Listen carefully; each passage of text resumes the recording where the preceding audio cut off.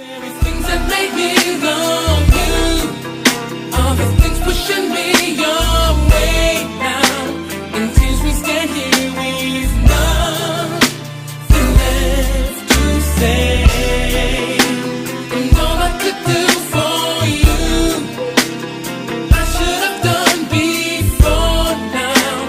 Until we stand here, there's nothing left to say. You touch my heart, and we're so giving. Welcome back. 5 days till Christmas, guys. 5 days. I just got off work about 20 minutes ago.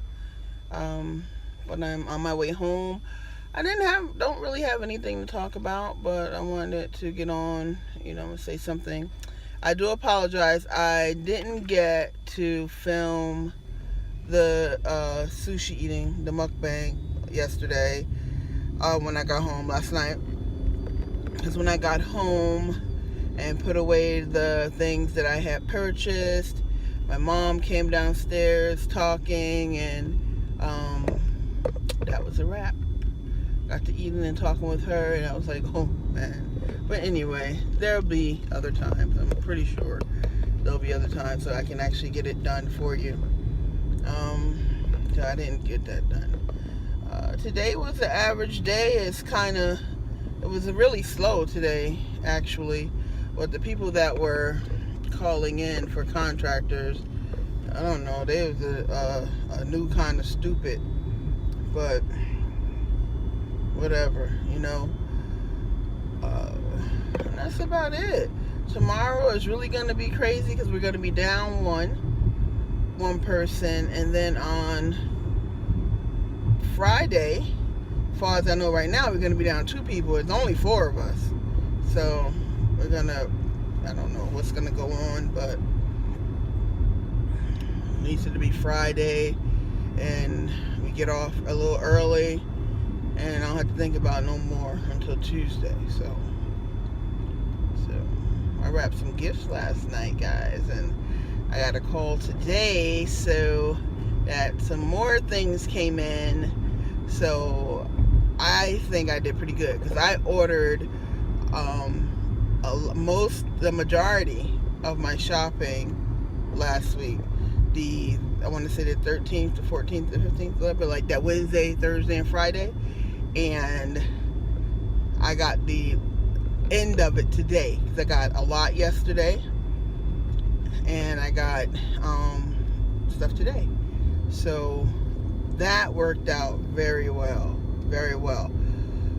So I'll go home. I need to actually stop and get some boxes, so I can get the stuff in the boxes. And that's about it. I'm done. I mean, it is what it is. So I mean, I'm still not satisfied with the things I got for my mom, but I try to get her as I go, on through the week, the days, whatever you want to call it, because that's just how my bank's set up. So get her that way. Excuse me. It feels a little cold today, even though yesterday it was like 50 something degrees, 58 to be exact, and now my car says 60, and I am freezing. I had to put on my sweater. My hands are like cold. I'm cold. Now, I don't want to turn the heat on because then I feel like I'll get too hot. But 60 degrees and I'm cold. My body must be finally adjusting to this Georgia weather after 10 years. But I'm cold.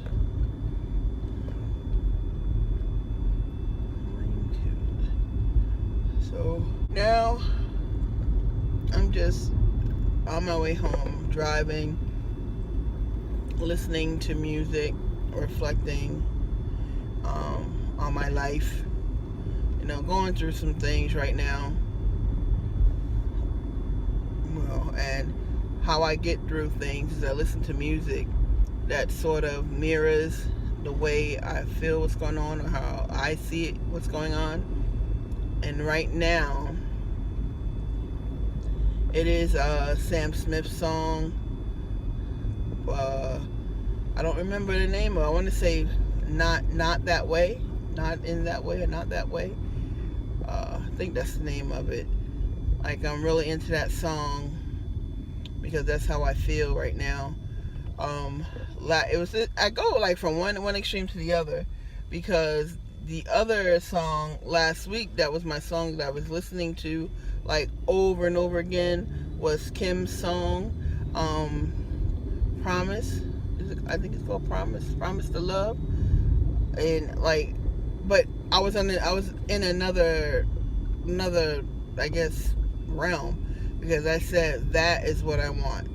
Promise to Love. That's the kind of love that I want. And then you see a week later, what a difference a week make. I'm with Sam Smith as listening to Not That Way. But anyway, I know the Lord got me, so I don't have nothing to worry about. But as I said, I listen to music to get me through my moods. And I'm not feeling sad. I'm not feeling happy. I'm actually content, but I just have a lot to weigh on my mind and weighing on my mind. And I know some decisions that I have to make. And that's where things get difficult, you know, when I have to make decisions as far as you know, bringing or letting people out of my life. That's kind of hard for me. I mean, I make it look easy to most people, you know, because I can honestly turn people on and off really quick and don't blink an eye. But it does bother me in some way, especially if I feel like, you know, we have a connection. You know, I can cut you off, but I do think about, you know, the connection that I thought we had, and question, like, was it just something that I wanted to be there, or was it something that was there? But you know, once I dwell on it for a day or two, then and if it's off, it's really off. But you know, there's a lot of things I think about. Way back in the 80s, like the early 80s, I was dating this guy, and we were talking about how we want things, or how we like things, or, you know, of that nature. And I was telling him I want to be in a relationship where everything is fine. Yeah, you're gonna have some disagreements, that's fine too, but in the end, I want it to be live happily ever after. And I remember him looking at me saying, oh my, you are young. And mind you, back then I was like probably 18, 19. He was like 7 years older than me.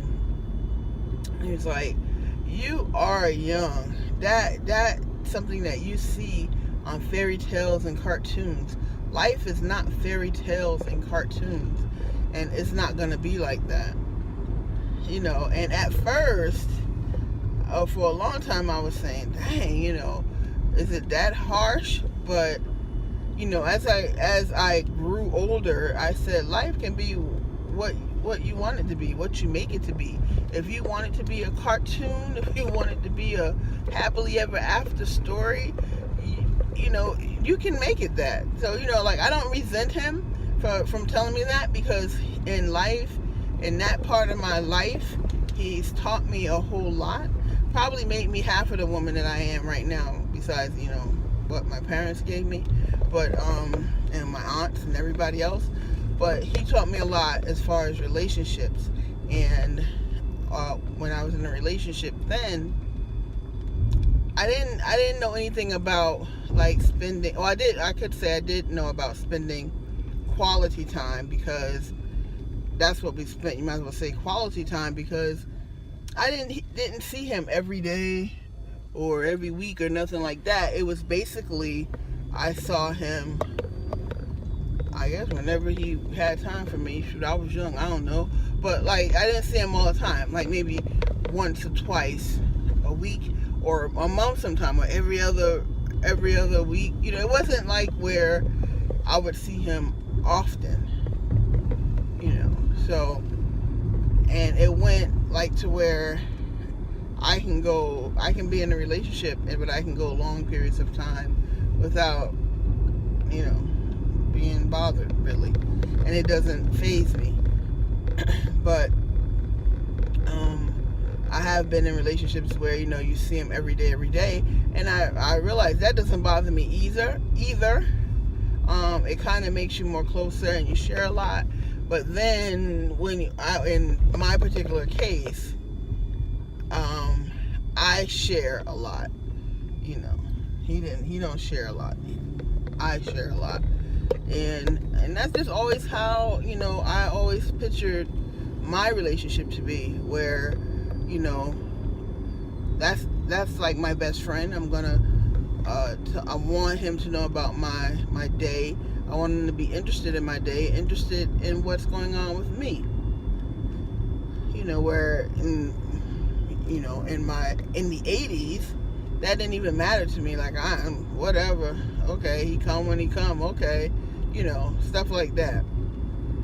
But now, you know, as I get older, I do want someone that's interested in, you know, having fun, going out there, and just being with me. You know, hearing what I got to say, just as I will be interested in what he has to say as well. You know, but that's what I learned about myself. You know, in the past couple of weeks, that, you know, I need someone who's vested in me just as well as I'll be vested in him, because I want that best friend where, you know, if something exciting happened, I want him to be the first person that I think about calling. I want myself to be the first person he think about calling. And then I always say too, I don't remember where I heard it from. But I always say, when you're in a relationship, if this is somebody that you want to truly be with, picture the worst thing that can ever happen in your life. Who would you want? Would you want that person to be your person at that most toughest time of your life? And so, like, and I know, like, that's probably like, oh my God, that's so deep, maybe to some people, but, you know, that's how I do every relationship that I've had. Like, would I really want this person with me in the most vulnerable-est part of my life? Like, can I trust them?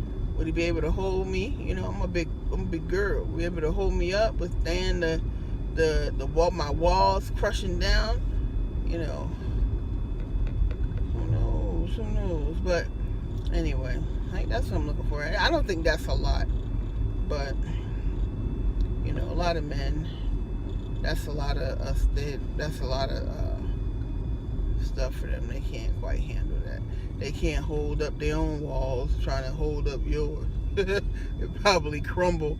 Ooh, crumble before you know it. Crumble before you be like, oh man, I thought I had a real Goliath here. He ain't nothing but a little wimp. But anyway. But yeah. That's basically it. It looks like when you look out the window, it's like it's really light, but it's really dusk out here. It's kind of dark. You probably hear that noise from my phone charging, and you probably need to take this out so you won't hear all that extra feedback. And that's it, guys. My life in a nutshell. Just listening to music to get through my weary times. I won't call it weary because I don't know what to call it. I really don't know what to call it. But thank you guys for listening. Again, we got 5 days till Christmas, so make sure you get your shopping done. I love you all. Make sure you like, comment, and subscribe. Love you guys. Catch you tomorrow.